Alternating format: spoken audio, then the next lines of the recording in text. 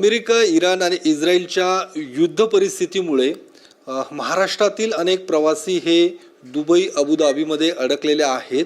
पुण्यातील गिरिकन हॉलिडेज या ट्रॅव्हल एजन्सीचे देखील राज्यभरातील एकूण 50 प्रवासी हे सध्या दुबईमध्ये आहेत आणि त्यांची नेमकी काय व्यवस्था करण्यात आलेली आहे, या सर्व प्रवाशांसोबत संपर्क झालेला आहे का, या संदर्भात माहिती देण्यासाठी आत्ता आपल्यासोबत गिरिकन हॉलिडेजचे HOD विनायक वाकचौरे आहेत.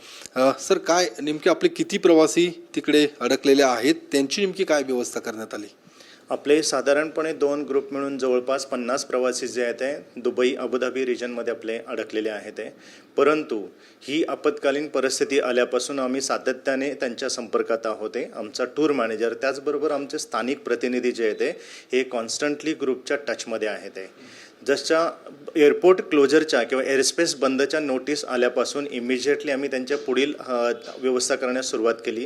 त्यांची राहण्याची, खाण्याची आणि जे इंटरसिटी ट्रान्सफरची व्यवस्था आम्ही करण्यात आली आहे. पहिला ग्रुप हा आपला 28 तारखेला संपला, ज्याच दिवशी ही युद्धजन्य परिस्थिती निर्माण झाली ती. त्याच्यानंतर त्यांना दुबईमध्ये हलवण्यात आलं. तसंच दुसरा ग्रुपचं जे त्याचे स्थानिक स्थलदर्शन पूर्ण करून जे आहे ते काल त्यांना दुबईच्या सेम हॉटेलमध्येच आम्ही दोन्ही ग्रुप एकाच ठिकाणी आत्ता ठेवलेले आहेत. तिथली परिस्थिती बघता प्रवाशांचे जे पर्यटनाचा जो आनंद होता तो त्यांचा पूर्ण करून झाल्यानंतर शेवटच्या लेगला ही आपत्कालीन परिस्थिती उद्भवली आहे. परंतु त्यांच्याकडे बाहेरचे वातावरण भीतीचं जरी असलं तरी ते अतिशय सुरक्षित ठिकाणी आहे. ते त्यांच्या नातेवाईकांचा, आमचा त्यांच्याशी आणि गिरिकनचा प्रतिनिधी त्यांच्याबरोबर आहे. त्यामार्फत आम्ही सतत आमच्या पर्यटकांच्या संपर्कात आहोत. हे 50 प्रवासी नेमके कधी तिकडे गेले होते आणि साधारणतः त्यांच्या कुटुंबियांशी काय संपर्क झालेला आहे की त्यांचा, तुमचा सगळे? भारतातनं त्यांचं प्रस्थान 24 तारखेला झालं होतं आणि 5 दिवसाची एक आयटनरी होती, दुसरी जी आहे ती 6 दिवसाची आयटनरी होती. त्यांच्या प्रवासादरम्यान दुबई आणि अबुधाबीमधले प्रमुख स्थलदर्शनाच्या गोष्टी ज्या आहेत त्या आपण अकोमोडेट केलेल्या होत्या.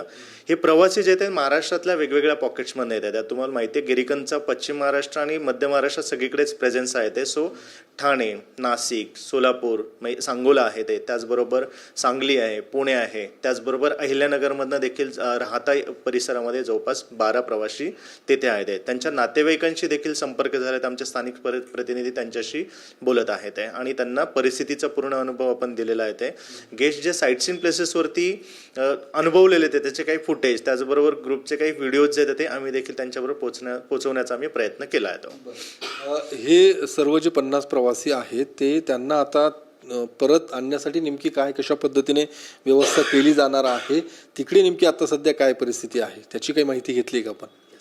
आमच्याकडे जी बिझनेस ट्रॅव्हल व्हर्टिकल जे आहे त्यात ते टिकेटिंग डिपार्टमेंट जे आहे ते एअरलाईनच्या सतत टचमध्ये आहेत.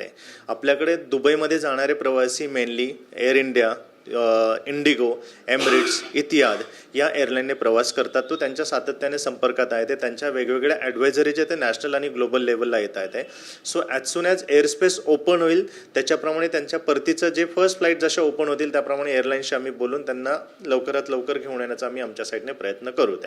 आता हे सर्व प्रवासी सुरक्षित आहेत? येस सर, अगदी. प्रशासनाकडून काय नेमकी मदत किंवा त्यांच्याशी काही संपर्क झालाय का? जिल्हा प्रशासनातून किंवा राज्य सरकारच्या माध्यमातून, केंद्र सरकारच्या माध्यमातून काही मदत आपण घेतली का?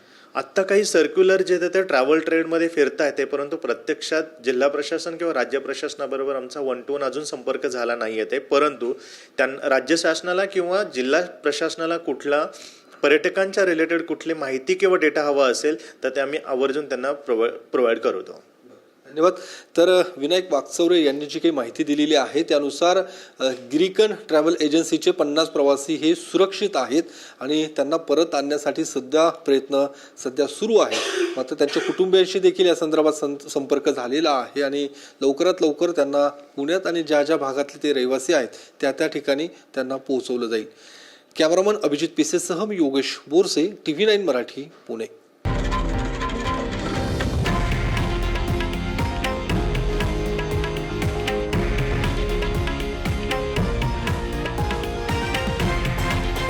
हे आहे देशातील नंबर 1 न्यूज नेटवर्क आणि आपण पाहत आहात TV9 मराठी, एकमेव.